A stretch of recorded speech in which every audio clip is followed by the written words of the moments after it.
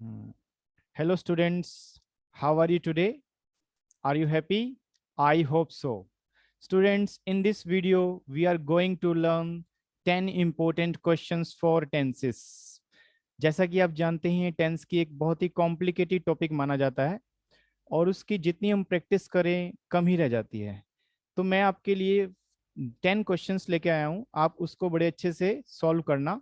आपको जस्ट क्या करना है, पहले इसको स्क्रीनशॉट ले लीजिए। आप स्क्रीनशॉट लेने के बाद जैसे आप इसका स्क्रीनशॉट लेंगे तो वीडियो को पॉज करके आप पहले इन क्वेश्चंस को सॉल्व करेंगे।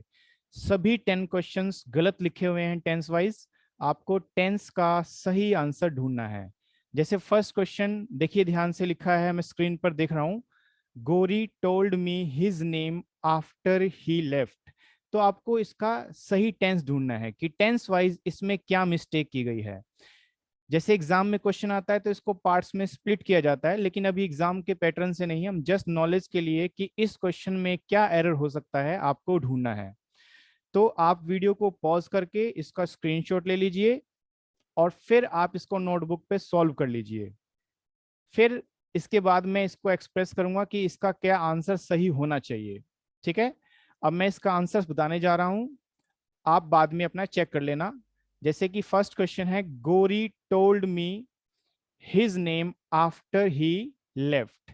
तो देखिए स्टूडेंट्स, इसमें ध्यान से पढ़ें क्वेश्चंस को, इसका सेंस बन रहा है कि गोरी टोल्ड मी हिज नेम, गोरी ने मुझे अपना नाम बताया आफ्टर ही लेफ्ट।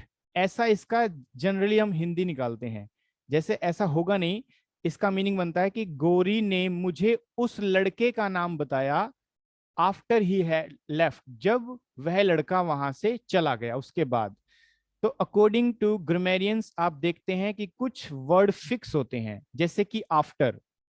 अब आफ्टर के साथ जब भी हम दो अलग अलग क्लोजेस को कनेक्ट करते हैं तो आफ्टर का क्योंकि मीनिंग बाद में होता है, तो इसके बाद आफ्टर के बाद वाली जो क्लोज होती है उसको हम बनाते हैं पास्ट परफेक्ट टेंस से।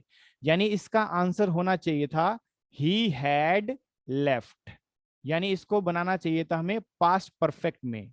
यानी आफ्टर के बाद वाला जो सेंटेंस होता है उसमें हमें पास्ट परफेक्ट टेंस यानी हैड प्लस V3 का यूज कर लेना चाहिए।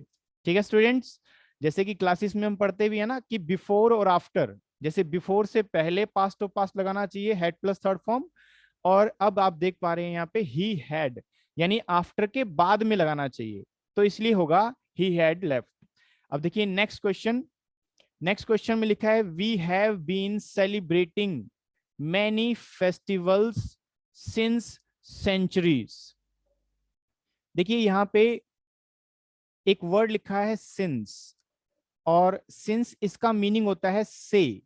सिंस का मीनिंग से तब होता है जब उसको किसी टाइम वाले वर्ड से पहले लिखा जाता है, तो इसका मीनिंग से होता है। लेकिन यहाँ पे दो वर्ड होते हैं, एक सिंस और एक फॉर।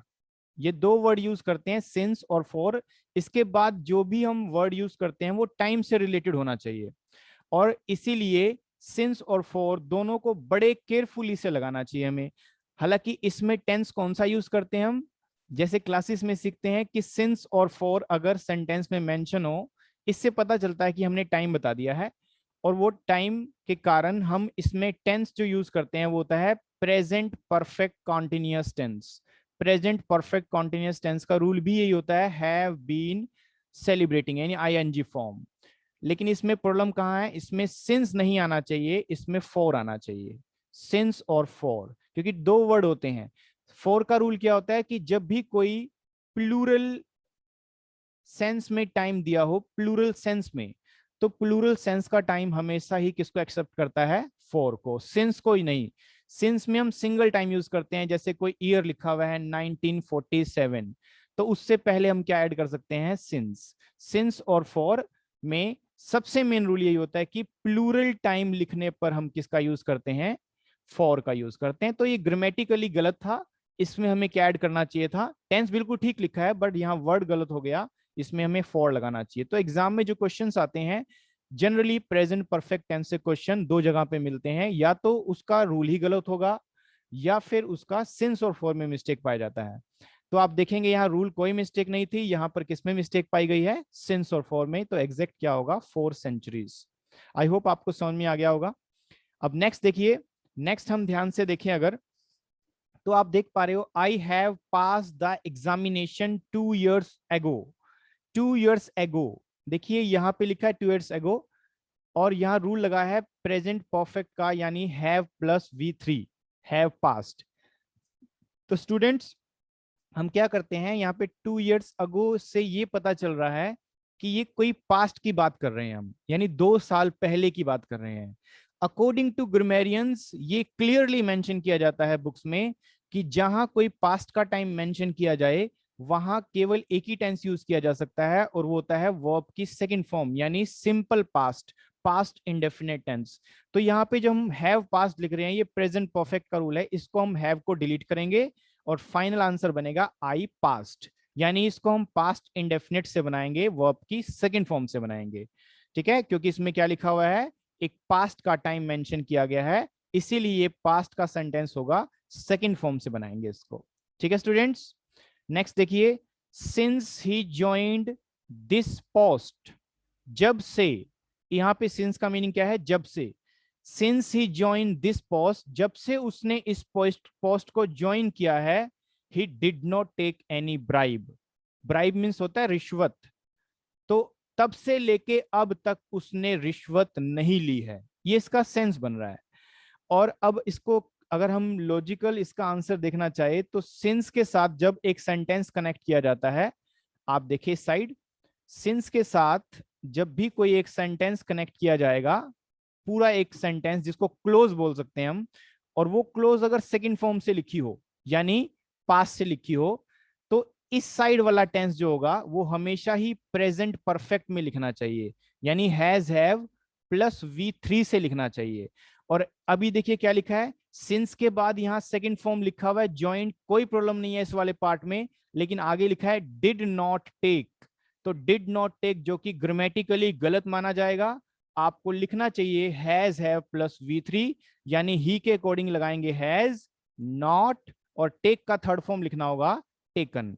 ऐसा क्यों किया, क्योंकि सिंस के साथ ही रूल बना हुआ है कि सिंस के बाद अगर सेकंड फॉर्म लिखा हो तो आगे जो भी टेंस यूज किया जाएगा वो प्रेजेंट परफेक्ट में होना चाहिए, इसीलिए यहां लिखा जाएगा he has not taken. Classes में इसको हम बहुत अच्छे से लॉजिकली भी समझते हैं। अभी मैं इस फॉर्मेशन को आप ध्यान रखिए, इस फॉर्मेशन के अकॉर्डिंग ये रूल बनता है, सिंस के बाद सेकंड फॉर्म होता है और उससे पहले प्रेजेंट परफेक्ट यानी has have plus V3 use करना चाहिए। ओके स्टूडेंट्स, अब नेक्स्ट देखते हैं, the teacher has took his responsibility. तो देखिए स्टूडेंट्स यहाँ पर प्रॉब्लम क्या है, टेंस वाइज कोई प्रॉब्लम नहीं है, लेकिन यहाँ रूल गलत हो गया। जैसे देखिए हैज लिखा है और हम सब जानते हैं कि हैज हैव जो है वर्ब की थर्ड फॉर्म को फॉलो करता है, यानी जैसे हम हैज हैव यूज करते हैं तो उसके जस्ट बाद जो फॉर्म आएगी वो कौन सी होनी चाहिए, थर्ड फॉर्म, और टुक सेकंड फॉर्म होती है, तो लिखना चाहिए हमें यहाँ taken. The teacher has taken his responsibility. Next देखिए, बाय दिस टाइम, यानी इस समय तक, नेक्स्ट ईयर अगले साल की बात कर रहे हैं, फ्यूचर की, Ramesh will take his degree. तो यहां देखिए हमें सिंपल फ्यूचर का रूल बनाया हुआ है, फ्यूचर इंडेफिनिट का, लेकिन हम यहाँ पे एक वर्ड यूज कर रहे हैं, देखो बाय। बाय का जो हिंदी मीनिंग होता है वो होता है तक, और जो इंग्लिश टू इंग्लिश समझना चाहते हैं, बाय एक ऐसा प्रेपोजिशन है जो डेडलाइन को शो करता है, एक लिमिट दिखाता है कि कितनी लिमिट तक, लाइक जैसे इसमें लिखा है दिस टाइम, यानी एक लिमिट डाल दी है कि इस टाइम तक, यानी फ्यूचर में एक टाइम बताया गया है कि इस टाइम तक अगले साल ये काम हो चुका होगा।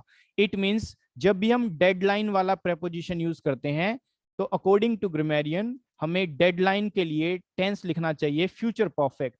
फ्यूचर परफेक्ट का रूल होता है विल हैव टेकन, यानी विल टेक के प्लेस पे हमें यूज करना चाहिए विल हैव टेकन यूज करना चाहिए। ओके स्टूडेंट्स, तो यहाँ पे आपके लिए याद रखने वाली बात क्या है, बाय, और बाय क्या शो करता है, डेडलाइन, और डेडलाइन के कारण ही इसको हम टेंस कौन सा यूज करेंगे, इसके साथ विल हैव टेकन यूज करेंगे। My uncle has left for Delhi last Sunday. तो यहाँ पे देखिए अगेन लास्ट संडे लिखा है, और लास्ट संडे, हालांकि हिंदी बनाएंगे तो बड़ा अच्छा लगेगा सेंटेंस कि माई अंकल हैज लेफ्ट, मेरा अंकल लेफ्ट जा चुका है दिल्ली के लिए, ठीक है, हिंदी में बिल्कुल अच्छा लगता है। लेकिन अकॉर्डिंग टू ग्रामरियन इंग्लिश में अगर कोई टाइम का यानी पास्ट के टाइम कोई ऐसा वर्ड जो पास्ट को रिप्रेजेंट करे, जैसे लास्ट संडे लिखा है, तो इससे ये प्रूव हो रहा है कि ये पास्ट हो गया, और पास्ट में केवल एक ही टेंस यूज करते हैं हम, वो कौन सा होता है, वो आपका सेकंड फॉर्म, यानी हमें हैज लेफ्ट नहीं लिखना चाहिए था, हमें हैज को हटाना पड़ेगा और लेफ्ट लिखना है just only. Okay dear, next question देखिए, he is having many friends here. तो देखिए स्टूडेंट्स, यहाँ पर प्रॉब्लम क्या है कि जनरली स्पीकिंग करते समय, वाइल स्पीकिंग, हम क्या करते हैं कि हैव को आईएनजी यूज करना अच्छा लगता है हमें, क्योंकि बड़ा अच्छा फ्लुएंटली आवाज निकलता है, इसीलिए बड़ा अच्छा लगता है कि ही इज हैविंग, हैविंग में आईएनजी यूज करते हैं। बट अकॉर्डिंग टू ग्रामरियन, जब हमारे पास कुछ होता है, जब हम कुछ चीज रखते हैं, तो उस रिस्पेक्ट में हैव वर्ब को आईएनजी लगाना अलाउ नहीं होता है। सिंपली हमें बोलना चाहिए he has, not he is having. ये गलत होगा, हालांकि पढ़ने में अच्छा लगेगा, पर ग्रामेटिकली ये गलत है।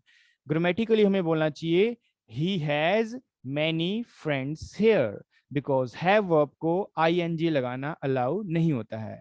ओके स्टूडेंट्स, नेक्स्ट देखते हैं, व्हेन आई वेंट देयर। इससे देखो, व्हेन आई वेंट देयर से पता चल रहा है कि हम एक क्लोज यूज कर रहे हैं, टाइम से रिलेटेड, एक टाइम बता रहे हैं कि जब मैं वहां गया, पास्ट क्लोज है, ये पास्ट की बात कर रहे हैं।